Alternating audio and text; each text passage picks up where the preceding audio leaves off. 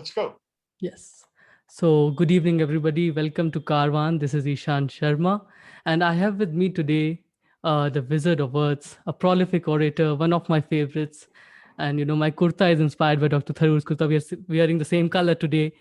Uh, so, thank you so much, Dr. Tharoor, for being here with us this evening. It's a I, great pleasure to be with you, Ishan. I hope you are all right after the COVID thing. Yeah, I had a rather nasty bout of it. It took a bit long to get back to normal, but I believe I am. I mean, one never really knows with COVID when you've 100% shaken it off. Yeah. But I've had a normal schedule for about 2.5 weeks now, and I think I'm feeling none the worse for wear. So I'm hopefully back to whatever passes for normal and the kind of life I lead. Yes, that's good to hear actually. So we'll start with the very basic question, one of my favorite questions of this conversation. People often ask you about your interest in writing, but I would like to ask you for your interest for history and how did it begin? I didn't say the love because, E.H. Carr said a historian never loves history. He rather likes to understand and comprehend the present through history. That's partly true, but no, I actually like history for the past. As a kid, I remember being absolutely enthralled by these stories of another world in many ways, because the past is another world, right? I mean, you've got familiar names and places to some degree relating to the life that um, you are surrounded by, but it's a totally different time, and therefore it doesn't actually reflect anything that you recognize in your present. And so I came to history out of a love for stories. I used to read avidly. I've talked about this as a kid. I used to read from the age of about 2.5. I was a fairly precocious reader. Children's stories and all that, the Enid Blyton and Biggles' adventures as a fighter pilot, and the William books for humor, and eventually, as I got into double-digit age, P.G. Woodhouse, and the whole lot. I mean, I read widely, indiscriminately, almost irresponsibly, but I read. And since I was so fond of stories and storytelling, history was the one theoretically academic subject which also seemed to involve a heck of a lot of stories. And that's what I found. That's what I found very, very useful. I must say that having come into history that way, I too read E.H. Carr's, What is History, and the uses of history became an issue. And yes, I am conscious of history's echoes for the present.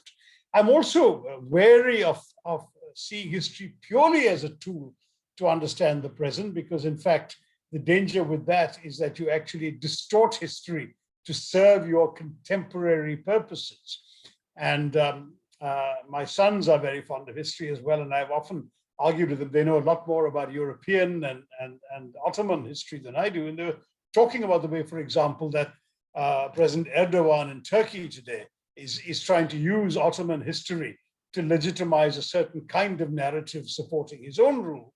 And similarly, how I remember from my UN days dealing with the Yugoslav conflict, how even matters like the Battle of Kosovo in 1489 was still alive in the minds of many of the Serbian nationalists I was coming across, and so on. So history can subserve less reputable purposes in the present. You have pointed out to a very important thing actually. History serving as a legitimacy tool for the present regimes. In India today, you see the present government taking legitimacy from the past for a Hindu nation, creating an identity for the new India that they believe in. How do you see that history being a tool for the present to create a new past also? Well, in our country, we're seeing it, Ishan. I'm sorry to say. I know this is not a political conversation per se, but the fact is that when you talk about history in India today, you're talking also about two very different views of history in our country, where you've got with the BJP a certain narrative, in particular about the Muslim invasions and this vision of India as some sort of pristine Hindu country, which then fell under the sort of marauding boots of Muslim invaders, and then the British, and finally Hindus reasserting themselves with the victory of the BJP. There's this kind of narrative that many apologists for the BJP put out, versus, if you like, a Nehruvian narrative that sees Indian history as a history that is made by the influence and confluence of large numbers of people of all sorts of different ethnic, geographical, and religious backgrounds, who all contribute to shaping the India of today. Nehru called it a palimpsest, where you write something on a wall or a piece of paper, I write on top of that, she comes and writes on top of that, and you essentially have, if you like, a document or a visual representation of many voices, none of which erases the previous one, but all of which contribute together. So that idea of India is what I would like to think of as the idea, the Nehruvian idea, which is also enshrined in our constitution. And these are two very different views of history. So to my mind, as a Keralite, for example, I'm very conscious of all the different faiths that came to us from across the Arabian Sea, well before many were actually conscious of Hinduism in the way in which Hindus are today. So that you have, for example, the oldest Jewish community in the world that came, what was it, about the destruction of the first temple, and then subsequently the destruction of the second temple. So both the destruction by the Babylonians and then by the Romans resulted in people fleeing. And it is said that many of them landed on the southwestern coasts of India, the Konkan coast down to the Kerala coast.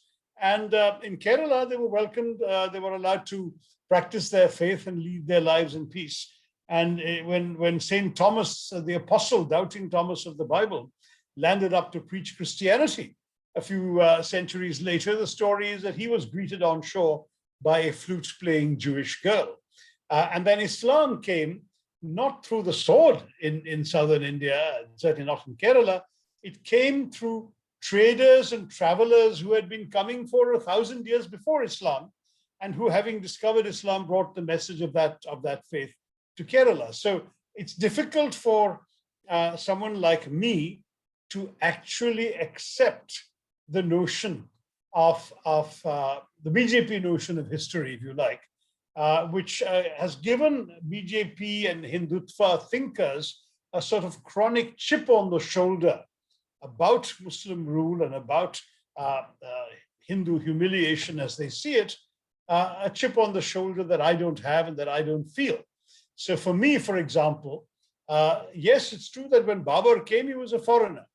But unlike, say, people like Mahmud of Ghazni or Mahmud of Ghori, who came, pillaged, killed, looted, and went back to enrich their own countries, people like Babur stayed on and married here and procreated here and immersed themselves here. And even if they did do some fair share of loot and pillage, they spent the proceeds in India, supporting Indian architecture, Indian artisans, Indian jewelers, Indian employees, Indian soldiers, and they became part of the soil. I mean, when you look at someone like Shah Jahan, whose mother was a Rajput, her mother, I mean, his grandmother was a Rajput on his father's side, and of course, on her side, both parents were Rajput. So this is a man who cannot, by any reasonable sense, any reasonable meaning of the term, be called a foreigner. Where does this complex come from? They are us, we are them. Don't you think the background to this whole narrative and also the recent changes by the UGC in the history curriculum suggest that, there's a chapter called India on the Eve of Babur's Invasion. And the second chapter is the coming of East India Company and the territorial expansion. So we see two different terminologies being used for Britishers coming to India as territorial expansion and Mughals coming to India as invasion. Do you think this goes back to James Mill kind of history, where he divided Indian history in Muslim into history? periods? Yeah. He's the one who had this whole idea of a Hindu period, a Muslim period, and a British period, which is the kind of divisive thinking that obviously nationalist historians utterly reject. But the truth is that however you were to divide it, I mean, India did go through various kinds of experiences. I might even give you a slightly southern perspective and say that a lot of the history one learns in the north, and I studied in Bombay and Calcutta before doing history honors at St. Stephen's in Delhi, is a very northern-centered history. It is not sufficiently representative or reflective of the southern experience, the Vijayanagar Empire, the Pallavas, the Cholas, the Cheras, etc. We hardly learn about them in northern schools, textbooks, or in history syllabi. And I might add that that the kind of a very different experience of say Islam or of multi-faith exposure in the South that I talked about, which is so different from what the BJP would have you believe is the case in the North, that experience is not talked about either. So don't forget that when Babur was quote unquote invading and conquering the North, the Vijayanagar Empire was still flourishing in the South. They were totally indigenous. But a lot of the Southern empires, and particularly when you think of the Pallavas, they used to head out to Southeast Asia. And you actually have intermarriage between the Pallava dynasty and dynasties in Cambodia and Laos, which is something that a North-centered view of history is essentially blissfully unaware of. Yes, you're correct on pointing that history has been always, much of the history is North-centric, unfortunately. How do you see the current changes in the history curriculum that we mentioned? How do you critically evaluate as a historian, as a history student? No, I mean, the changes in the history curriculum we are seeing are particularly happening in BJP-ruled states, and they're there to serve a particular narrative. Let's face it, that if you were to be very honest about the way in which these things are being done, it is done simply to glorify, quote unquote, Hindu resistance to Muslim invasion and so on.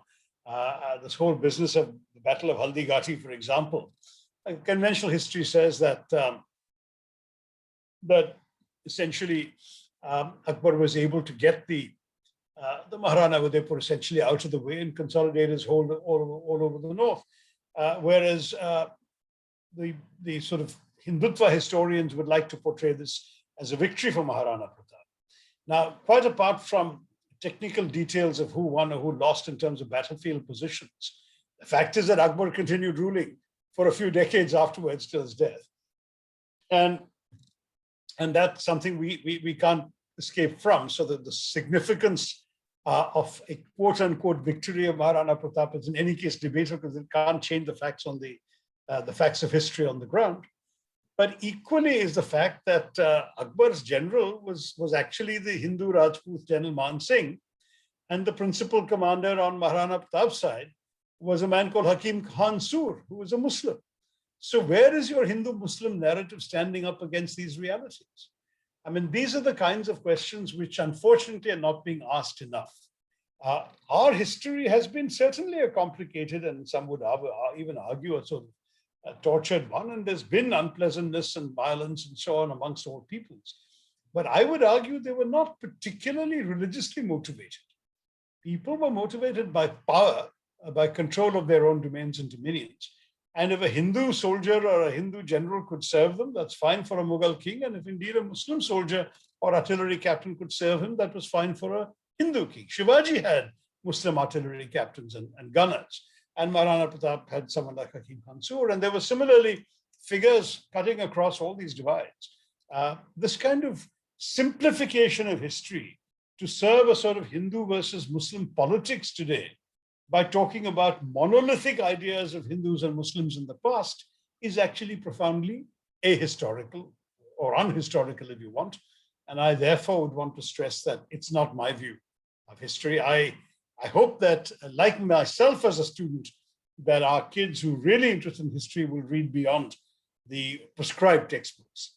I read extensively outside what was given to me in class, and those weren't particularly biased. They may have been old-fashioned, but they weren't biased. But I was so curious about history that I read about everything I could lay my hands on from the school library and even beyond. Yeah, you mentioned you did your college years from Delhi University. We both are Delhi University graduates. How do you now see your days at the Delhi University, and how did that shape you as a human, as a thinker, and the sense of history? Oh, it was a wonderful time. And, I had 3 years at St. Stephen's College when it still was the St. Stephen's College of old. There's some debate now about whether in many ways the character of the institution may have been altered from those days. But at that time, it was a place just literally fermenting with ideas, conversations, jokes, enterprise of various sorts. I founded the quiz club. It was the first quiz club on any Indian campus at that time. I revived with friends the Woodhouse Society, which was the first Woodhouse Society in the world at that time, and so on and so forth. So we had lots of extracurricular activities. St. Stephen's had invented the Winter Festival, which then became, copied by various college campuses around the country. So I was at a place which really, in many ways, epitomized some of the best things about campus life and university experience. And I was, touch wood, a good student, but I wasn't great about things like attending classes. So I was heavily into extracurricular activities. I was elected president of the Student Union. I was in the Dramatic Society doing plays, Shakespeare Society. I did a lot of debating, plus, of course, theatre and all of this. Plus, of course, the other things I mentioned already, quizzing, other extracurricular societies, Campus Humor magazine, all this sort of stuff. That for me was a terrific experience. But as for my view of history, I did do history honors. I'm proud to say that I look back on that very fondly, but I have to admit that not always was the classroom the most enlightening place. Sometimes it was, but sometimes we had this system that Cambridge University has of tutorials, where one or two students would go and sit with a teacher for an hour every week or twice a week and focus on a particular topic. I think I got a lot more out of those than I did in the classroom. And I would say that I also gained a lot from the overall atmosphere of how can I put it bluntly, of openness to ideas and debate. For example, in my second year of history honors, the Delhi University syllabus offered, in theory, a choice between American history, US history as one of the papers, and history of the Far East as the other. And St. Stephen's, in all the years before I got there, was only offering history of the Far East. And for whatever reason, stubbornness, no doubt, I wasn't that interested in China and Korea and Japan, but I was very interested in the US. So I went to the head of the Department of History, Muhammad Amin, famous Amin Sahab, and said, sir, I want to study American history. Why don't you offer the option? And he said, my dear boy, Americans have no history. So I said, well, so whatever history they have, I want to study it. So the kind of thing about St. Stephen's at that time, he was so indulgent, he said, all right, you come back to me with signatures of 10 students who want to take history, and I'll find you a teacher. And so US history, and I'll find you a teacher. So I went around, I actually collected 17 signatures, and I went back to Amin Saab and said, look, I got 17 signatures. He was good as his word. The course was offered. The teacher, however, was not a US history expert. He had the misfortune that he had just come back from a PhD in America, but he was an Indian history teacher. But he was told, "Tum to America se aaye ho, American history padhao," you have to teach them. So he taught American history, I think not with a great deal of enthusiasm. But what was also amusing was that on one occasion he fell ill. And because of my fondness for the subject, which my classmates knew, the classmates unanimously said, instead of canceling the class today, you teach it. And I actually had an extraordinary experience one day of teaching my own classmates what I had read about where we were on the syllabus at that point in American history. It didn't make make me desire to be a teacher in the future, but it still was a wonderful experience. I taught one class for 1 hour at St. Stephen's College when I was 17 years old. Yeah, now you are the millennials English teacher in this nation. And not willingly. There's also a notorious story of your revival of the Woodhouse Society in St. Stephen's. Would you like to share that? Well, that was a lot of fun. There had been Woodhouse Society established in the late 60s at St. Stephen's, but it had fallen into inactivity. And for a couple of years, each society has to be active and have active functions to be considered alive. So this was treated as a closed or, shall we say, defunct society. So when I was already just in my first year, or possibly my second, no, I think in my second year, a senior, one year senior ahead of me came to me because I was known by then to be a Woodhouse fan and nut. And he said, come on, let's revive the societies. We got a few people together, and we went to the college. And again, this is the great atmosphere St. Stephen's at that time. You could do anything you like. So they said the only rule is you have to have a faculty advisor. So we had a wonderfully eccentric history teacher who sadly passed away last year, Dr. Dwivedi. And we said to him, will you be our faculty advisor and give us a free hand to do all sorts of naughty stuff? And he said, fine. So Dr. Dwivedi approved this, and we went back to the college. College approved it, and Wood Society was established. As far as I remember, the college gave a very token contribution for college activities. Otherwise, it was all pretty much all on our own effort. And then what we did was we organized a mimicry competition, a humorous speech competition, a practical joke competition, which sometimes got out of hand. And we became a hugely popular society. And then we had, there was already an official campus magazine called Cooler Talk, which was pretty funny. But we started an underground rag called Spice. And the editor, a very close friend of mine, Ramu Damodharan, who later became principal secretary to the Prime Minister when Narasimha Rao was Prime Minister. Ramu Damodharan's techniques, in those days, we had a thing called cyclostyling. So you would type on a computer on a sheet that had wax beneath, and that would then be run through a machine. And you would get these cyclo-styled copies. It wasn't exactly printing, but you could, print 100 copies, 200 copies, 300, maybe we must have printed 500 of each issue. And in that, for example, he would do things like make deliberately funny spelling mistakes, or he would type a word and then cut it out on the typewriter and then put another word, so that people could just get caught up in the sort of irreverence of the humor. We had really an absolutely wonderful time. And I look back on those years, it's not only through the lens of my appreciation of history, but through simply growing as a person, through finding yourself, discovering your talents, indulging your talents and seeing what you were good at or not good at, debating all over the country, because there we were in our third-class wooden bench seats, traveling to one end of the country or the other to represent the college in debates. I spoke at IIT Kanpur, Kharagpur, Powai, Madras, everywhere, representing St. Stephen's, as well as in various other debating contests and literary festivals. So you really grow as a person, you make friendships, you discover your values, what you stand for, what you appreciate. And even the college politics, when I ran for president of St. Stephen's College, the 10 previous years, we had elected 5 presidents who were Hindus and 5 presidents who were from the so-called minorities, both Muslims and Christians. And frankly, no one would have considered that remarkable. None of us looked at each other in a college like St. Stephen's through the prism of your religious affiliation. They wouldn't see you as a good hockey player or a good cricketer or a good speaker, a good debater, good actor. Those were the things that were the labels stuck on you. Not ki wo Musalman hai, wo South Indian hai, wo Bihari hai. That was not the mentality. Yes, there was a so-called Bihari mafia. That is a lot of, because Bihar was going through a bad time in those days, and a lot of the students from very eminent schools like St. Michael's, Patna would land up en bloc.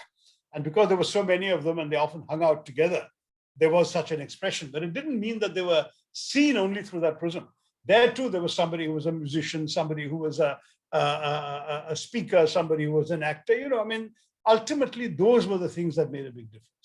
The classroom, as I said, was not too great, not always too great a place. But sometimes we had a good time there. And I went to a college where you could talk back to the teachers, question them, challenge their wisdom, and where you really learned in every respect, in the classroom, in the library, at the tutorials with your teachers, and in bouncing off from seniors. I remember seniors, people who had done the same courses a year or two ahead of me, still hanging around the campus, lending me their tutorials or arguing with me or saying, you should read this particular book. It's not on the syllabus, but it'll help you with this. And so there was this tremendously vibrant intellectual atmosphere, as well as this creative and lively campus life. I loved my 3 years at St. Stephen's, never forgotten it. And it shaped many, many things about who I am, including the way I speak, for which I have been lampooned mercilessly. But many Stephanians did speak like this in my time. Yeah, they still do. So coming to your research interest now, does the empire still haunt us, or does it still matter to us as Indians, or are we completely decolonized?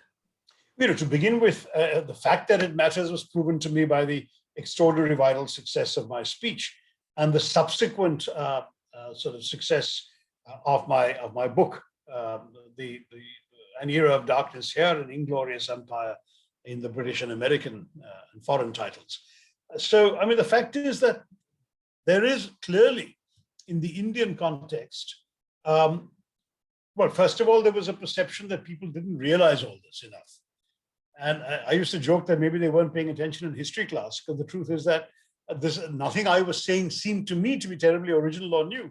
These were things that I had understood and inferred from my own reading of history. But the success of the speech suggested to me that there was something new from the point of view of many of the people in the audience listening to me. That kind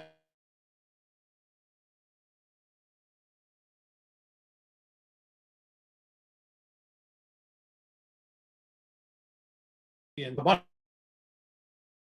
it has changed their view of the colonial heritage of Britain, of that has been helpful. Can you ever consider yourself fully decolonized? Probably not. We're still speaking a language that we wouldn't be speaking if it weren't for the fact of the colonial experience.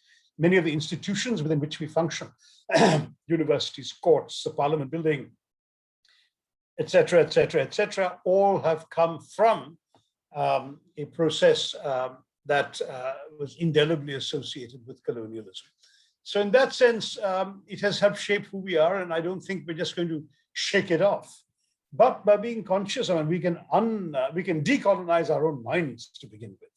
We can decolonize our own appreciation of the past. And as I said quite often when talking about these books 5 years ago when the book came out, is that if you don't understand where you've come from, how will you appreciate where you're going? So to that degree, even to project a future for India, you need to have a sense of its past. Yes, but there are scholars who would rather think differently about the empire, and they would say that there was some kind of benefits of the empire after all, the introduction of railways or the good universities that we have. Some of them were made during the British period. How do you see that? How do you contradict that? No, it's true. I mean, I still don't give the British very much credit for education, because they had absolutely no desire to educate Indians. And let's be very clear, as late as 1930, just 17 years before independence, Will Durant, the American historian, wrote that the entire education budget of the British government in India was less than the high school budget of the state of New York. So it really was not significant money they were spending. They were spending the absolute minimum. A lot of the educational institutions in India were set up outside the British government. The Indian taxpayers' money was being spent by the British mainly for their own purposes, including their colonial expansion, and of course, sending money back to England. But a number of Indians set up education institutions imitating the British model. So Raja Ram Mohan Roy, for example, in Bengal, established 3 or 4 top-class colleges himself, in both English medium and Bengali, because he saw the British model of education as worth emulating. That's true of many, many other Maharajas endowed colleges, universities. And you found that this is the reason why by the early 20th century, amongst the few public institutions that in many cases were headed by Indians and not Brits were actually universities and colleges, because very often it was Indian owners, whether they were Maharajas or business people or just landed gentry, who were hiring these people. The other thing about the British is that despite whatever grand claims they might make, they left India in 1947 with just over 16% literacy. And what is worse, women had a literacy rate of 8.8%. So can you imagine, put 12 women in the room and 11 of them couldn't read or write? That was the India the British left behind. So how can you give them any credit for education? What has been built up in India, even during colonial rule, was often built up by Indian entrepreneurs, businessmen, landowners, and Maharajas. And Indians therefore seized upon education to use it for their own benefit and to challenge the British more effectively. And then secondly, we also had, after independence, a dramatic expansion and growth, particularly of higher education, which is unrecognizable in numbers. It's not just a difference of degree, it's a difference of kind today from what the British left us. So yeah, they started something off, but they did it very, very limited. Their purpose was only to educate a tiny class who could serve as a buffer between them and the millions they governed.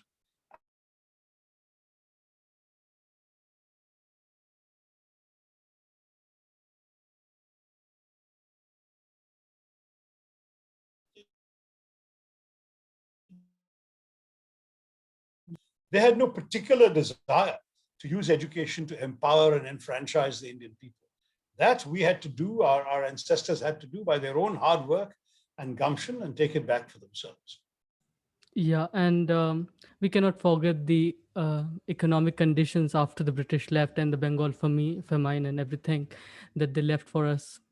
Um, my next question to you would be, you also wrote about Hinduism, a very personal experience of how you practice Hinduism in your own way, and the freedom that the religion provides you to practice it as you like.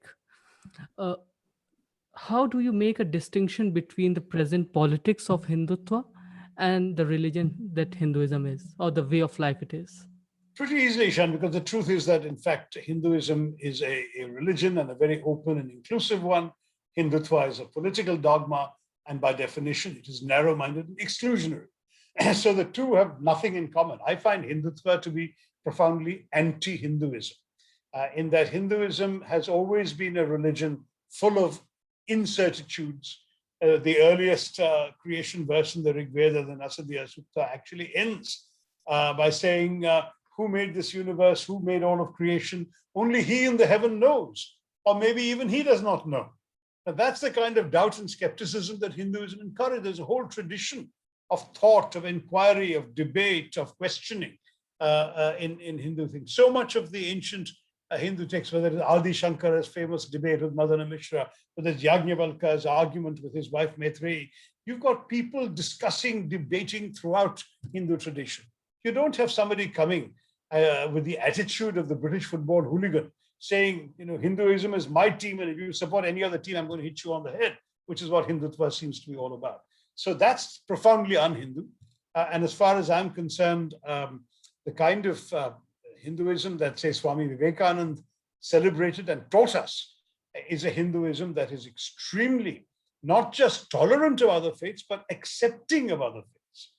The idea of Vivekananda is that tolerance at bottom is a patronizing idea, right? It says, I have the truth, you are in error, but I will magnanimously indulge you in your right to be wrong. And that's your tolerant king, for example. Whereas acceptance is very different. Acceptance says, I believe I have the truth. You believe you have the truth.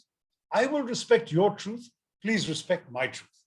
And that idea, which is a very profoundly Hindu idea, is so different from the idea of Hindutva, which goes about trying to redress imaginary historical wrongs, bash up and marginalize other communities because of their association with those historical wrongs, and focuses on a sort of greater glory of the people of one particular faith. That's true. So in this context, in this background, what is your dream for India of the future, for us, the millennials? Very good question. I mean, my dream for India is one where every Indian feels, number one, at home and equally welcome, where no one feels that because they were born in the wrong faith or speaks the wrong language or lives in the wrong part of the country, that they have lesser rights than others. Secondly, an India where everybody has enough economic prosperity around that they can count on 3 square meals a day, a roof over their heads, basic healthcare, decent lives. Third, an India where the economy is robust enough that employment is available to all who want it, who can seek it, and who can perform it. And an India where opportunities abound, where everyone has a possibility to reshape their lives, to make of their lives something more than what they have, to dream of a better future for themselves and for their children. That is the India that I dream of. I believe it's possible. I really believe it's possible. I don't think Indians are inferior to anyone in their ability to create such a world. But we have been very unfortunate in the quality of our governance, in the weakening of our institutions, in the polarization of our politics, and therefore the divisiveness within our society and our country, which has made it difficult to fulfill such aspirations. So would that India be a parliamentary form of democracy or the presidential form of democracy? Well, personally, I have nailed my colors to the presidential mast for a long time, by which I don't mean one man rule all over the country. In fact, the parliamentary system has given us one man rule, because the big flaw in the parliamentary system is that instead of a true separation of powers between the legislature, the executive, and the judiciary, you have a legislature that, once elected, appoints the executive and then becomes automatically subordinate to the executive. That the executive makes the laws, not the legislature, and rams it through the legislature. The legislature has no choice but to do what the executive wants. In fact, this government has reduced parliament to a rubber stamp for whatever it wants to do. And we've seen how easy it is for anyone with control of two institutions to influence or even intimidate some elements of the third. So the parliamentary system is actually far more vulnerable to distortion and autocratic rule than the presidential system, because a directly elected president in Delhi would be balanced by directly elected chief ministers or governors in the states, who would also have a mandate that would not be vulnerable to legislative overthrow, and who would also have their own budgets, their own capacities, and their own ability to maintain power and law and order. And it would be very difficult for a president with an independent legislature.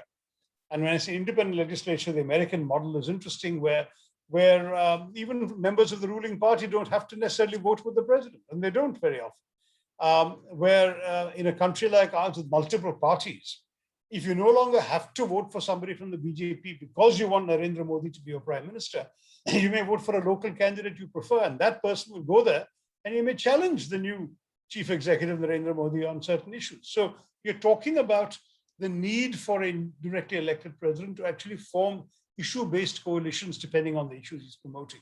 So for all of these reasons, I tend to be a fan of the presidential system. But having said that, I myself will tell you it's a purely academic, theoretical argument. Because in India today, nobody in the political establishment wants to change a system that they can, shall we say, manipulate so well or handle so well or run so well. They know how to run it. They don't want to change it. So I think we're going to be stuck with the system we have. And with that, we'll just have to bring about the best sort of results we possibly can through the processes available to us under our Constitution. Thank you so much, Dr. Tharoor, for being with us this evening on the Karwaan Conversation. Thank you so much for being part. So thank you so much, everybody, for joining in on YouTube. It was truly an honor listening to Dr. Tharoor. Hope we can sit, in Delhi together and have this conversation again. So thank you so much, and don't forget to subscribe to our YouTube channel. With that, we end this live conversation.